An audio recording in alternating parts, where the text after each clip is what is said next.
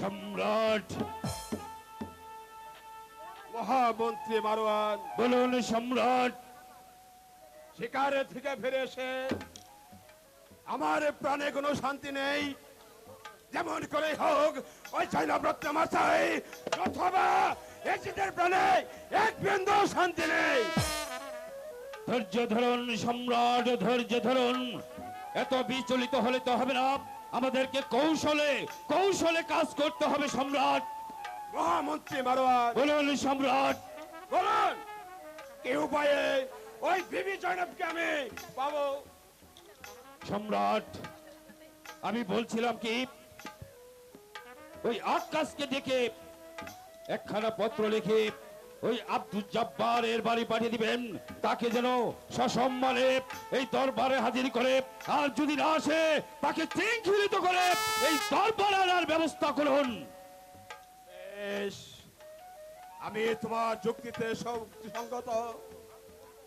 এই কে আছিস? আকাশকে রাজ দরবারে পাঠিয়ে দে।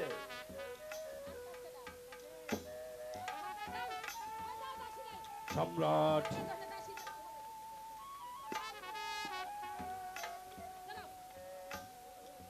আমাকে কেন স্মরণ করেছেন হুজুর? আকাশ, এই মুহূর্তে তুমি যাবে আব্দুল জব্বারের বাড়ি, তাকে বলবে সম্রাট ইয়াজিদ তাকে দরবারে হাজির হতে বলেছে, সে যদি সসম্মানে এই দরবারে হাজির হয় তে ভালো, তা না হলে তাকে শৃঙ্খলিত করে এই দরবারে হাজির করা হবে। যথাদেশ, আমি তাই যাচ্ছি। মহামন্ত্রী মারওয়ান, বলুন সম্রাট। বলুন, এবারে বলুন কি উপায়ে আমি জৈনবকে পাবো? সম্রাট, একটু কৌশল অবলম্বন করতে পারলেই আপনি বিবি জৈনবকে পাবেন। আপনি আব্দুল জব্বার যখন দরবারে হাজির হবে তখন বলবেন, আব্দুল জব্বার, আমার বোন সালেহা কখন কোন সময় যেন তোমাকে দেখে ভালোবেসে ফেলেছে, তাই আমার বোন সালেহাকে তোমাকে বিবাহ করতে হবে, এ আমার আদেশ। বেশ, তাই হবে। এবার চলুন আমরা অন্তঃপুরে যে বিশ্রাম করি গিয়ে। তাই চলুন সম্রাট, তাই চলুন। কোথায় জৈনবে তুমি দেখা দিয়ে আমার মনোবাসনা পূর্ণ করো। আমি সম্রাটে যে তুমি আমাকে দেখে করলে কিনা, চলে বলে কলে কৌশলে যে কোনো উপায় হোক আমি এই সম্রাট এই যে তোমাকে চাই। সালাম জাহাপনা, আপনার জন্য খাবার এনেছি, আপনি খাবার খেয়ে নিন। আপনি যে অনেক ক্ষুধার্ত, আমি আপনার জন্য খাবার নিয়ে এসেছি। কে তুমি? কেন বা আমার সম্মুখে খাবার নিয়ে হাজির হয়েছ? আমার সম্মুখে হরে সরে যাও, না হলে আমি তোমাকে ব্যত্রাঘাত করে তাড়িয়ে দেব। চলে যাও বলছি। ঠিক আছে, আমি তাই যাচ্ছি জনাব। সালাম জনাব। এই সময়ে যে কেউ আমার সামনে আসবে আমি তাকে ক্ষমা করব না। জৈনব, জৈনব তুমি কোথায়? জৈনব তুমি দেখা দাও, দেখা দিয়ে তুমি আমার মনোবাসনা পূর্ণ করো। আমি যে তোমার জন্য উন্মাদ উন্মাদ।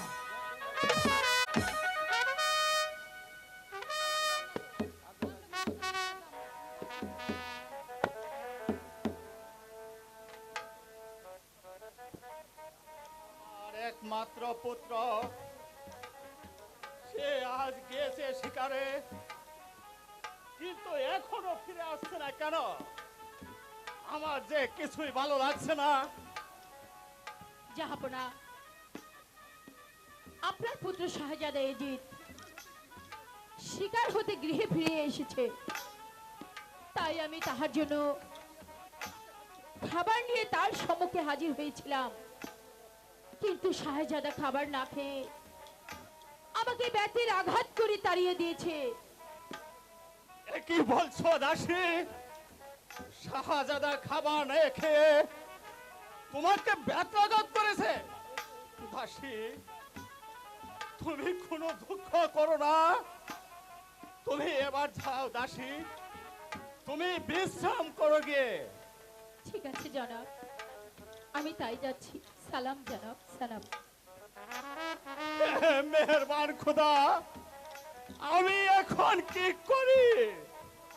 আমার একমাত্র পুত্র ইয়াজিদ আমার, তার কি হয়েছে?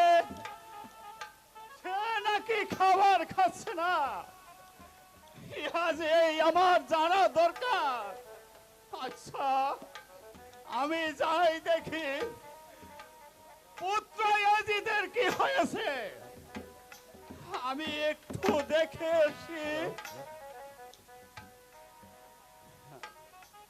সর্বদাই জাগ্রত হচ্ছে জৈনব সুখের আগুন। জৈনব তুমি কোথায়? জৈনব তুমি দেখা দাও, দেখা দিয়ে তুমি আমার মানবাসনা পূর্ণ করো। আমি যে তোমার জন্য উন্মাদ পাগল। পুত্র ইয়াজিদ, কি পিতা আপনি? পুত্র ইয়াজিদ, তুমি যে আমার একমাত্র পুত্র, আর এই অতল সাম্রাজ্যের অধীশ্বর, সৈন্য সামর্থ্য সকলে যে তোমার, আর এই দামেস্কের রাজমকুট অচিরেই তোমার শিরে শোভা পাবে। আর এই রাজ্যের কোটি কোটি প্রজাদের অধীশ্বর হয়ে প্রতিপালন করতে হবে তোমাকে। বলো তো পুত্র, তোমার কিসের অভাব? আমি যে ভেবে কিছুই বুঝতে পারছি না। সর্বদাই মলিন ভাবে বিস্তারিত চিত্তে আর ভীতিত মন নিয়ে কোনো কথার জবাব না দিয়ে শুধু কেঁদে ফেলছ। ইহারই যে কারণ কি? আমি যে তোমার পিতা, আমার নিকট কিছু গোপন রাখিও না। আর মন খুলে তুমি মনের কথা প্রকাশ করো। অর্থে হোক, সামর্থ্যে হোক, যে কোনো উপায়েই হোক, আমি তোমার মনের আশা পূর্ণ করব। কারণ আমি যে তোমার পিতা। আমি মরে গেল শুধু তোমাকে আমি ছাড়িয়ে যাইতে চাই। হে পিতা, আমি পুত্র ইয়াজিদ, তোমার মনের কথা মন খোলসা করে বলো। অর্থ হোক, বুদ্ধিতে হোক, তোমার মনের আশা আমি পূর্ণ করবই। পিতা, আমার দুঃখ অনন্ত। এই দুঃখের সীমা নেই, উপশমের উপায় নেই। যদি থাকিত তাহলে আমি নিশ্চয় বলিতাম পিতা। আমি এতদিন যার জন্য অতি গোপনে মনে মনে মালা কেটে রেখেছিলাম, আজ আপনার আজ্ঞা শিরা ধার্য করিয়া মনের কথা যতদূর সাধ্য বলিলাম পিতা। হয় দেখবেন, না হয় শুনবেন, এ যদি বিষ পান করিয়া যেখানে সুখ লাভের নাম নেই, আশা ভরসা কিছুই নেই, সেই নির্জন স্থানে এই পাপ দেহ আত্মবিসর্জন দিয়েছে পিতা। আজকে আমি কিছুই বলতে পারছি না। আপনি আপনি আমাকে ক্ষমা করুন পিতা। আমি তোমাকে দোয়া করি তুমি দীর্ঘজীবী হও।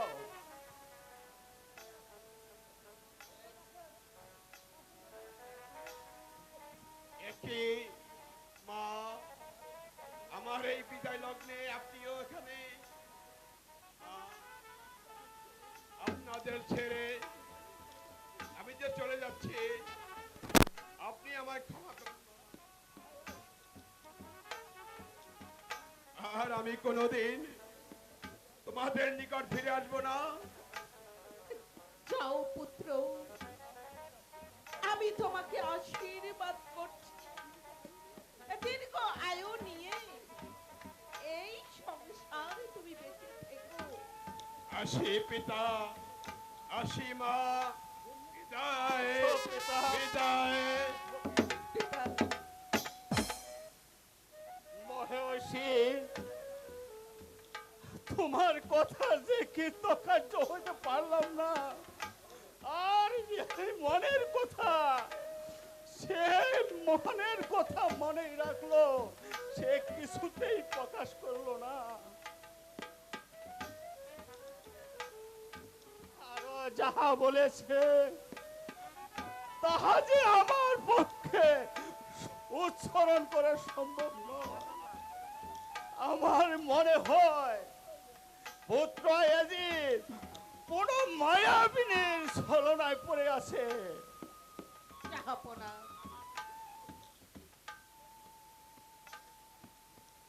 আমি বিশ্বাস কৌশলে জানতে পেরেছি পুত্র এজিদ আমার নিকট প্রকাশ করেছে। কি প্রকাশ করেছে মহেশী? জনাব, পুত্র এজিদ আমার নিকট প্রকাশ করেছে আব্দুল জব্বারকে কোন ব্যক্তি, আপনি কি তাকে চিনেন? আব্দুল জব্বার, আমি তো অনেক আগে থেকেই তাকে চিনি। তার স্ত্রীর নাম জয়নব সুন্দরী। এজিদ আমার সঙ্গে কথা বলার সময় এজিদ জয় পর্যন্ত বলে, আর সে কিছুই বলতে পারে নাই, শুধু খালি কাঁদে, শুধু কেঁদে ফেলে। জনাব, পুত্র এজিদের কথা আপনি কিছুই বুঝতে পারেননি? না না মহেশী, আমি যে কিছুই বুঝতে পারছি না। জনাব, তাহলে আপনি শোনুন। জয়নবকে দেখে আমার একমাত্র পুত্র এজিদ পাগল হয়ে গেছে। আমার এজিদ যদি না বাঁচে, তাহলে আমি আমি যে এই মুখ কাউকে দেখাবো না। শোনো মহেশী, আমাকে তুমি কি করতে বলো? জনাব, আপনাকে কিছুই করতে হবে না, যাহাতে আমার পুত্র এজিদের প্রাণ রক্ষা পায়। আপনি আপনি শুধু সেই ব্যবস্থাটাই করে দিন। মহেশী, কে কি বলছো মহেশী?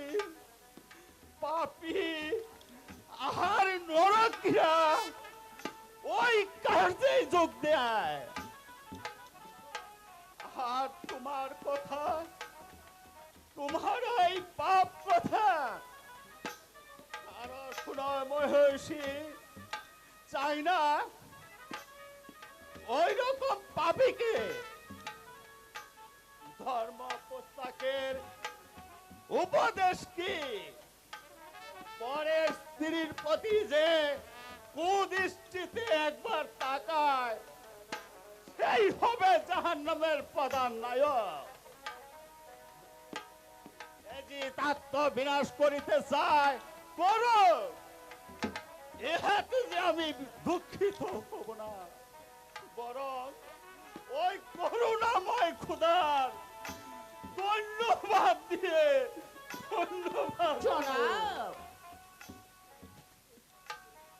পুত্র এজিদ যে ফাঁদে পড়েছে, ওই জগতে অনেক ভালো লোক পড়েছে। মানুষের মনে হচ্ছে ভালোবাসার জন্ম। আমি আমি এখন যাই, মারণের সঙ্গে পরামর্শ করে তার করার দরকার আমি আমি তাই করব। মহেশী, আমি তো ভালোবাসার দোষ দিচ্ছি না।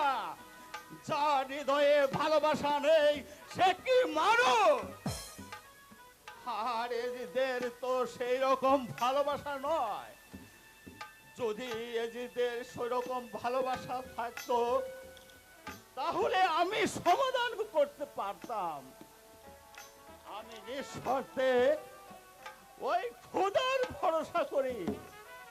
উপাসনায় নাই রে শান্তি, মিছে ভ্রান্তি চর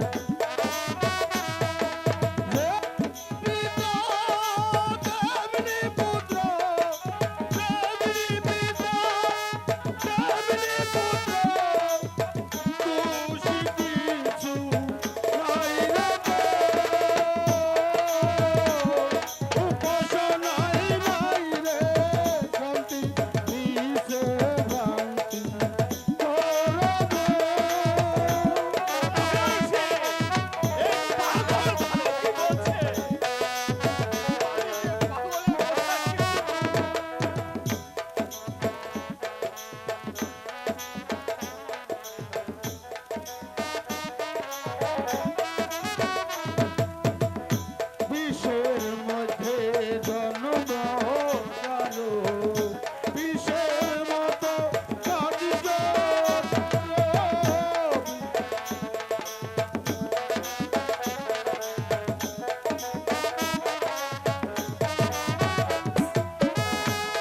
ধর্ম করব নাই কান্ডজ্ঞান, ধর্ম করব নাই কান্ডজ্ঞান,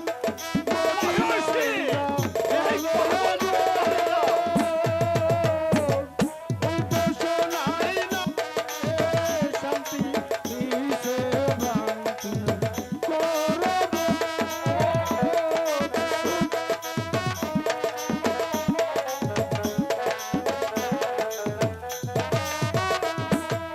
আওয়ালে কেড়ে তো জ্বলবে আগুন অবিরত, আওয়ালে কেড়ে পর্যন্ত জ্বলিবে আগুন অবিরত।